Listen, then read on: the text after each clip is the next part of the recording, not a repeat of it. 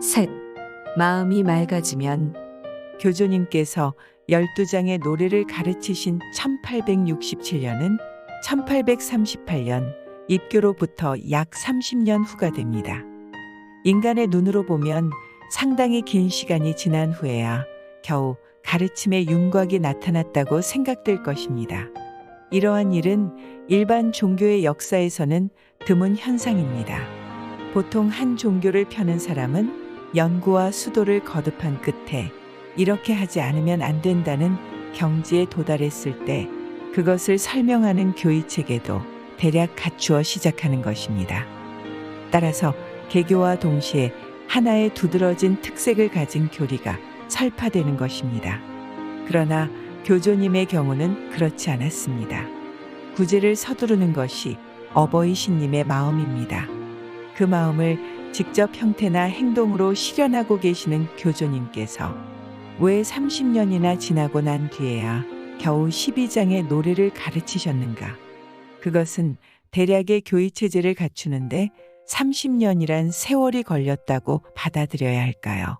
그 해석의 힌트의 하나로 친필에 무엇이든 말 못할 것은 없겠지만 마음을 맑혀서 듣는 자가 없다. 3회 20 라고 기록하신 노래에 의해 어느 정도 이해할 수 있으리라 생각합니다. 즉, 마음을 맑혀서 듣는 사람이 없었으므로 그런 사람이 생길 때까지 오랜 시간을 기다리셨던 것이라 생각합니다. 그 대신 일단 분간에 듣는 사람이 나타났을 때에는 짧은 시간 안에 12장을 가르치셨던 것입니다. 더욱이 당시 교조님의 환경은 결코 평온하지 않았습니다. 나날이 교조님을 흠모하여 돌아오는 사람들로 집터가 붐비는 모습을 보고 그것을 시기하여 폭력 행위를 자행하는 수도자 등이 끊이지 않았습니다. 때로는 칼도 휘둘렀습니다. 차분히 노래를 만드실 수 있는 그러한 상태가 아니었습니다. 우리들이라면 조용히 글을 쓰기는커녕 읽기조차도 못할 것입니다. 더군다나 그러한 칼날 속에서 불길 속에서 쓰신 신학가에는 쏟아지는 고난의 흔적조차 남아있지 않습니다. 비록 환경이 어떠하든 간에 납득할 수 있는 사람이 생기기만 하면 일각이라도 빨리 일러주겠다는 것이 교조님의 마음이었던 것입니다. 교조님께서는 신학가에서 여기는 이 세상의 극락 이라고 드높게 그 기쁨을 예찬하고 계십니다. 교조님께서 여기라고 하신 것은 교조님이 계시는 집터를 가리키는 것으로 생각되는데 그 집터의 현실은 극빈에 빠져있는 처지이며 박해와 공격, 주위의 비방과 조롱이 끊이질 않는 곳으로 밖에서 보기에는 극락과는 너무나 동떨어진 곳이었던 것입니다. 그런데도 여기는 이 세상의 극락이라고 울프신 데에 맑아진 마음의 극치를 엿볼 수 있다고 생각합니다. 교조님께서는 칼을 휘두르는 상황 속에서도 극락에 계시는 것과 같은 마음으로 지내셨다고 생각합니다. 바꾸어 말하면 교조님을 믿고 교조님을 의지하여 걸어갈 때 언제나 극락의 경지가 열리는 것이라 생각해도 좋을 것입니다. 그리고 그 경지에는 한계가 없습니다. 오래오래 신앙을 하였더라도 즐거움만으로서 가득해야지. 신학우에오 라는 말씀처럼 말대에 걸쳐 즐거움이 넘치는 삶을 실감할 수 있는 길이 마련되어 있는 것입니다. 누구나 이러한 경지를 실감할 수 있는 길. 그것은 신학가와 친숙해지는 것이며 근행의 철저를 기하는 것이라고 생각합니다. 넷. 리를 흔든다. 신학은 고대 일본에서부터 있었던 종교음악으로 본래 궁정신학으로 발달된 것입니다.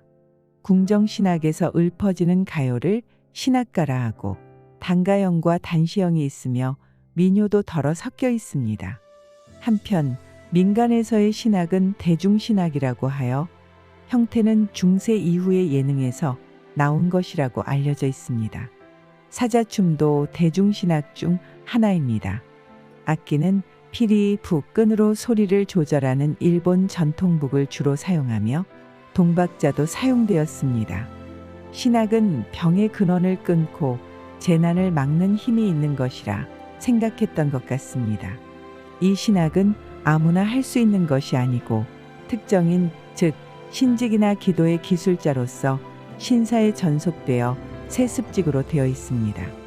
그러고 보면 교조님께서 가르치신 신학과는 어느 정도 일본의 전통에 그 기초를 둔 것이라 할 수 있으며 당시 사람들에게는 이미 낯익은 형식이었던 셈입니다.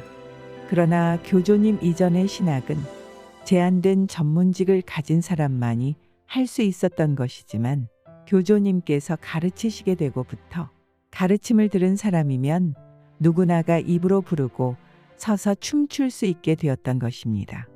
즉 만인의 것이 된 것입니다.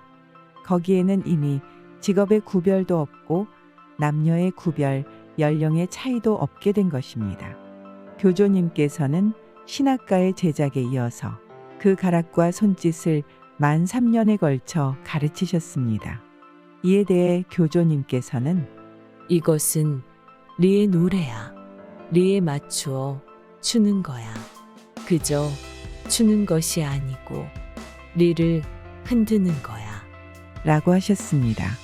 춤이라고 하면 뭔가 예능이란 요소가 붙어 있는 것이나 그러한 것이 아니라고 하셨습니다. 리의 노래이며 리를 흔드는 것인 이상 손짓 하나하나에 어버이 신님의 구제한 줄기에 마음이 깃들어 있다고 깨달아야 합니다. 그것은 사람이 멋대로 바꿀 수 없는 것이므로 이렇게 하는 것이 좋겠다 하여 몇몇 부분을 고치려는 것은 불가한 것입니다. 리를 흔든다는 것은 예를 들어 악한 것을 제거하고 라는 최초의 노래에서 손으로 가슴을 쓸어내리는 손짓을 합니다. 그러므로 교조님께서 악한 것이라고 하신 것은 마음의 티끌을 말씀하시는 것이구나 하고 깨달을 수 있습니다. 리의 노래라고 하신 데에는 두 가지 면이 추측됩니다. 그 하나는 정신적인 면으로서 노래에 담겨 있는 의미를 올바로 마음에 새겨두는 것이 중요하다는 것입니다.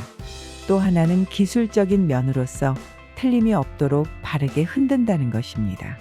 이 기술적인 면에 대하여 나는 이제 막 시작한 포교소라든지 우린 작은 교회라서 그렇게 정확히 할 수 없으니 어쩔 수 없지 않은 어중간한 마음은 신님의 충분한 수호를 받을 수 없지 않을까요? 어느 때 교조님께서는 젊은 여성의 손춤 연습을 보고 계셨는데 그 여성이 듣고 싶거든 하는 노래에 손짓을 오른쪽 손가락으로 오른쪽 귀를 가리켜야 하는데 왼쪽 귀를 가리키는 일이 있었습니다. 그러자 교조님께서는 그것은 틀린 것이야 라고 말씀하신 것이 아니라 귀라는 것은 먼 곳에서 듣는 게 아니야. 가까운 곳에서 듣는 거야. 라고 일러주셨다는 것입니다. 여기서도 리를 흔든다는 것임을 명백히 엿볼 수 있는 이야기입니다. 가까운 곳이란 먼저 신님이 하시는 말씀이라는 의미로 해석되며 먼 곳이란 인간이 말하는 것, 상식이라고도 할 수 있습니다. 듣는 순서가 틀려서는 안 되는 것입니다. 그리고 손이 흐늘흐늘하는 것은 마음이 흐늘흐늘하기 때문이야. 라고도 하셨습니다. 마음가짐의 중요함은 바로 이런 것입니다. 이를 확대 해석하면 나날이 사욕의 마음으로 지내는 나를 쌓아가면서 근행 때만 사욕을 저버리고라고 불러서는 안 된다는 것입니다. 매일 우울한 마음으로 지내면서 근행을 볼 때만 마음은 차츰차츰 용솟음친다 라고 부른다면 리를 흔드는 것이라 할 수 없을 것입니다. 그리고 근행 때에는 진지한 마음으로 하지만 한 걸음 교회 밖으로 나설 때 그런 마음을 잊어버리고 만다면 아직 네가 마음에 새겨져 있지 않다는 것이 됩니다.